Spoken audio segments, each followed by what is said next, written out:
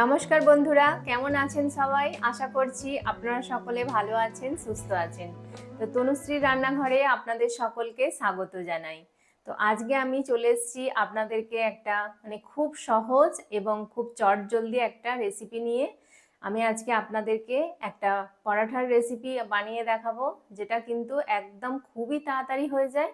তো আমাদের সকালে ভীষণই তাড়া থাকে, বাচ্চাদের টিফিনের জন্য কি বানিয়ে দেব সেটা সবসময় আমাদের মাথায় একটা চিন্তা ঘোরে। তো আমি আজকে সেই সহজ পদ্ধতিতে কিভাবে বাচ্চাদের এইভাবে টিফিন বানিয়ে দিতে পারেন, তো সেই রেসিপি আজকে আপনাদেরকে দেখাবো। তো এটা বানানো কিন্তু ভীষণই সহজ। যদি আগের দিন রাত্রিরে আপনারা সবজিগুলো রেডি করে রাখেন বা ময়দাটা মেখে রাখেন, তাহলে কিন্তু খুব তাড়াতাড়ি একদম 5 মিনিটেই সকালে আপনারা খুব ঝটপট এটা একদম রেডি করে ফেলতে পারবেন, ব্রেকফাস্টে বা বাচ্চাদের টিফিনে কিংবা রাত্রের ডিনারে। যেমন খুশিভাবে আপনারা বানাতে চান, খুব সহজে কিন্তু বানিয়ে ফেলতে পারবেন। বন্ধুরা, প্রথমেই আমি আগে ময়দার ডোটা মেখে নেব। তো এখানে আপনারা শুধু ময়দা দিয়েও করতে পারেন বা ময়দা আটা দুটো মিশিয়ে করতে পারেন। আমি কিন্তু আজকে দুটো মিশিয়ে করব। তো আমি দেখুন এখানে 1 বাটি আটা নিয়েছি আর 1 বাটি ময়দা নিয়েছি। তো প্রথমে আমি পরোটার আগে ডোটা তৈরি করে নেব।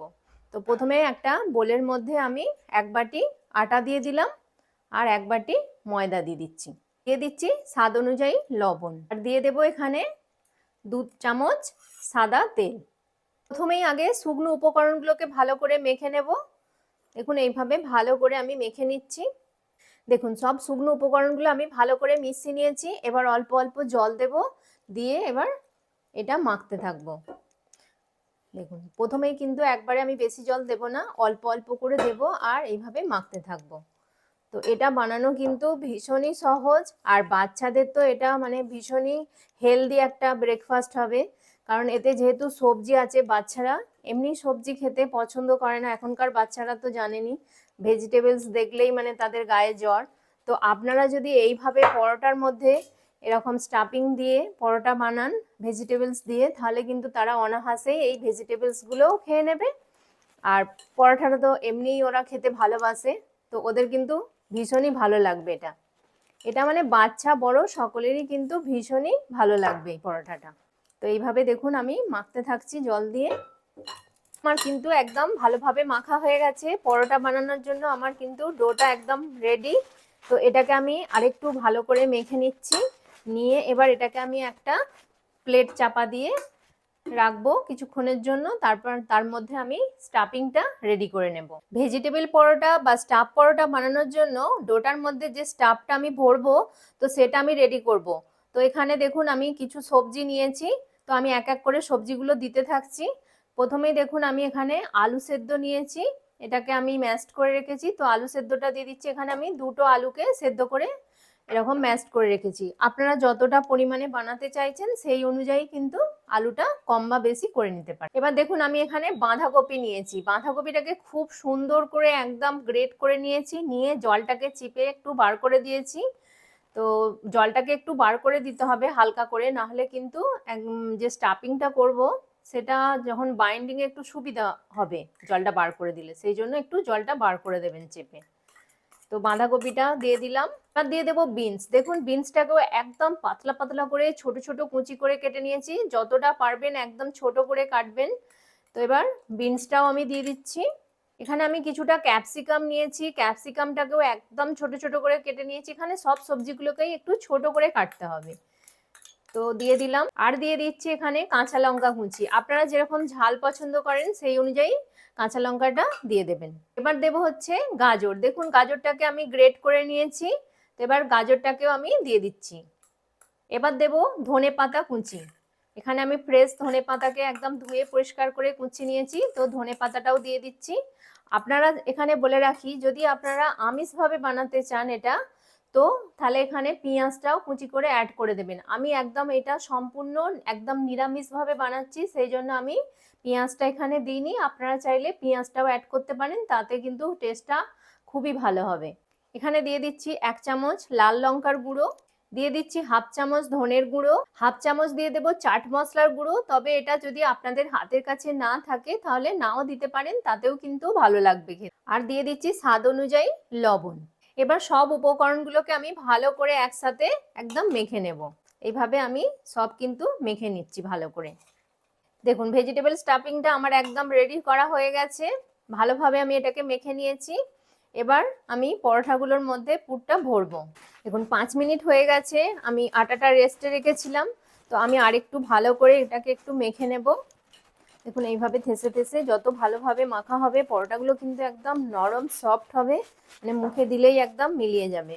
তো যত ভালো মাখা হবে পরোটাগুলো কিন্তু খেতে ততই ভালো হবে।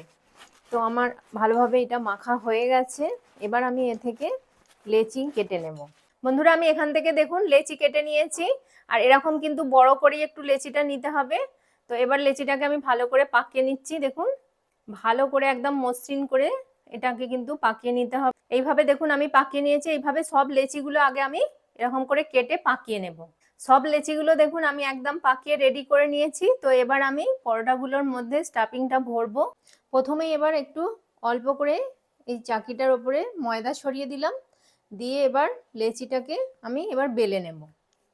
প্রথমে যেমন আমরা গোল করে রুটি বেলি সেরকম করে গোল করে একটু বেলে নেব। এইভাবে আমি গোল করে বেলে নিচ্ছি। দেখুন আমি গোল করে কিন্তু পরোটাটা বেলে নিয়েছি। এবার এর মধ্যে আমি এই স্টাফিংটা এবার দেব, যে আলুর পুরটা আমি রেডি করে রেখেছিলাম সেটা এবার এখানে দিয়ে দেব। দেখুন এইভাবে আমি চতুর্দিকে এটাকে চাড়িয়ে দেব। হাত দিয়ে একটু সুবিধা হবে, হাত দিয়ে এইভাবে আমি চাড়িয়ে দিচ্ছি পুরটাকে। এবার আমি গোল করে চতুর্দিকটা একটু জল লাগিয়ে নেব। এটা লাগালে কি হবে যে পুরটা মানে ভালোভাবে যখন আমি এটা র্যাপ করব তো খুব সুন্দরভাবে এটা আটকে যাবে, পুরটা বেরিয়ে যাবার কোনো চান্স থাকবে না। সেই জন্য এইভাবে একটু জল লাগিয়ে দিলে খুব ভালো হয়। তো আমি জলটা লাগিয়ে দিলাম, দিয়ে এবার এই দিকটা নিয়ে আমি এটার ওপরে দিয়ে দিচ্ছি, আটকে দিচ্ছি। আশা করি দেখে বুঝতে পারছেন যে আমি কিভাবে করছি এটা, মানে একটার ওপরে আর একটা চাপিয়ে দিলাম। এবার এই দিকটা নিয়ে ঠিক ওই একইভাবে এই দিকটা উল্টে এরমভাবে আটকে দিচ্ছি, আর এই দিকটাও নিয়ে গিয়ে এইভাবে দেখুন আটকে দিচ্ছি। দিয়ে এইভাবে একটু প্রেস করে দিলেই কিন্তু এটা ভালোভাবে সিল হয়ে যাবে, আর কিছু খুলে যাবে না। আরও আমি চাকির মধ্যে একটু ময়দা ছড়িয়ে নিচ্ছি হালকা করে, একদম অল্প। এবার এর ওপরে এই পরোটাটা এইভাবে রাখবো, রেখে এবার আমি বেলে নেব। মানে এটা 4 চৌকো করে বেলতে হবে, আর খুব হালকা হাতে বেলতে হবে যাতে না পুরটা বেরিয়ে যায়। ঠিক এইভাবে আস্তে আস্তে বেলে নেব। এইভাবে শেপে করলে বাচ্চাদের মানে দেখেও ভালো লাগবে, খুব সুন্দর ডিজাইন হলে ওরা কিন্তু খাবারের প্রতি আকৃষ্ট হয়। তো দেখুন এইভাবে করলে কিন্তু ওদেরও ভালো লাগবে। দেখুন একটা পরোটা আমার বেলা হয়ে গেছে। এইভাবে আমি বাকি পরোটাগুলো সব বেলে নেব। বন্ধুরা এবার আমি পরোটাগুলো ভাজবো। তো তার জন্য গ্যাসে আমি একটা ননস্টিকের প্যান বসিয়ে দিয়েছি। তো ভালোভাবে কিন্তু চাটুটা আমার গরম হয়ে গেছে।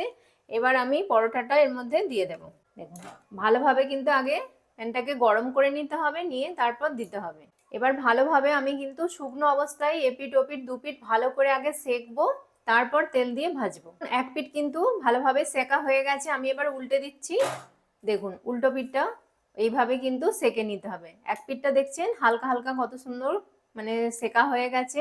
আর এই সময় অবশ্যই কিন্তু গ্যাসের ফ্লেম একদম মিডিয়াম টু লোয়ে রাখতে হবে।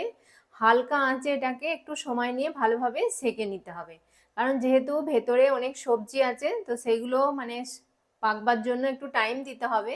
সেই জন্য তাড়াহুড়ো করে কিন্তু ভেজে ফেললে হবে না, এটাকে একটু টাইম নিয়ে ভাজতে হবে। ভালোভাবে দেখুন দুপিঠটা কিন্তু সেকা হয়ে গেছে। এবার আমি এর মধ্যে তেল দেব। আমি সাদা তেল দিয়ে ভাজছি, আপনারা ঘিয়েও ভাজতে পারেন, যেটা আপনাদের ভালো লাগবে, বাটার দিয়েও ভাজতে পারেন। তো আমি সাদা তেল দিয়ে ভালো করে তেলটাকে চারিদিকে লাগিয়ে দিচ্ছি, দিয়ে এবার উল্টে দেব, দিয়ে ভালো করে লাল লাল করে সুন্দর করে আমি এটা ভেজে নেব। দেখুন কত সুন্দরভাবে এটা ভাজা হয়ে গেছে। আর এই পরোটাগুলো ভাজতে কিন্তু একদমই বেশি তেল লাগে না, জাস্ট 1 চামচ তেলেই কিন্তু এপিঠ ওপিঠ দুপিঠ ভালোভাবেই কিন্তু আমার পরোটাটা দেখুন ভাজা হয়ে গেছে। মানে এটা যেমন হেলদি, মানে খুব একটা তেল বা কিছু লাগে না, খুব হালকা জিনিস দিয়ে এটা তৈরি হয়ে যায়, তাই এটা খুবই মানে স্বাস্থ্যসম্মত, মানে সবাই খেতে পারবে। তো দেখুন আমার ভালোভাবে একদম ভাজা হয়ে গেছে পরোটাটা। দেখুন কত সুন্দর হয়ে গেছে, কালারও চলে এসছে, ভালোভাবে ভাজা হয়ে গেছে। তো আমি এবার এটা তুলে একটা প্লেটের মধ্যে রাখছি। এইভাবে আমি বাকি সব পরোটাগুলো ভেজে নেব। দেখুন বন্ধুরা, পরোটাটা একদম প্লেটিং করে নিয়েছি আর কত সুন্দর লাগছে। আপনারা এরকম গ্রিন চাটনি বা টমেটো কেচাপের সঙ্গেও এটা সার্ভ করতে পারে, দুটোতেই কিন্তু খেতে ভীষণই ভালো লাগে। তো দেখলেন তো কত সহজেই একদম ঝটপট বানিয়ে ফেললাম এই পরোটা, কোনো ঝামেলাই নেই, একদম ঝটপট তৈরি হয়ে যায়। মানে রেডি করা থাকলে 5 মিনিটেই আপনি এই পরোটাটা তৈরি করে ফেলতে পারবেন। আর খেতে কিন্তু ভীষণই ভালো হয়, মানে বাচ্চা থেকে বড় সকলেরই এই পরোটাটা ভীষণই ভালো লাগবে। আপনারা ব্রেকফাস্টে বা টিফিনের জন্য কিংবা রাত্রির ডিনারে এরকম একটা পরোটা অনায়াসেই বানিয়ে ফেলতে পারেন, বাড়ির সকলে কিন্তু খেয়ে খুবই প্রশংসা করবে। তো দেখুন কত সুন্দর হয়েছে। আর আমি আপনাদেরকে দেখাচ্ছি যে ভেতরের স্টাফিংটা দেখুন, একদম পুরো ভেতরের স্টাফিংটা পুরো চারিদিকে দেখছেন ভালোভাবে কিন্তু ছড়িয়ে গেছে পুরো পরোটাটার মধ্যে স্টাফিংটা। দেখুন কত সুন্দর লাগছে। এটা খেতেও কিন্তু ভীষণই ভালো হয়। একবার এইভাবে বানালে আপনারা বারবার কিন্তু এইভাবেই বানিয়ে খেতে চাইবেন, কারণ এটায় কোনো ঝামেলা নেই বানানো, আর খেতেও কিন্তু ভীষণই ভালো হয়। তাহলে বন্ধুরা, কেমন লাগলো আজকের আমার রেসিপিটি, এই পরোটার রেসিপি? আশা করছি আপনাদের ভীষণই ভালো লাগলো। আর যদি ভালো লেগে থাকে তাহলে লাইক করবেন, কমেন্ট করবেন, আর তনুশ্রী রান্নাঘর চ্যানেলটিকে অবশ্যই সাবস্ক্রাইব করে দেবেন, আর পাশে থাকা বেল আইকনটি প্রেস করে দেবেন, যাতে সহজেই আমার নতুন নতুন রান্নার ভিডিও নোটিফিকেশন আপনারা খুব সহজেই পেয়ে যান। ততক্ষণ আপনারা ভালো থাকবেন, সুস্থ থাকবেন। আপনাদের সাথে দেখা হবে আবার একটি নতুন রান্নার ভিডিওতে। নমস্কার, টাটা।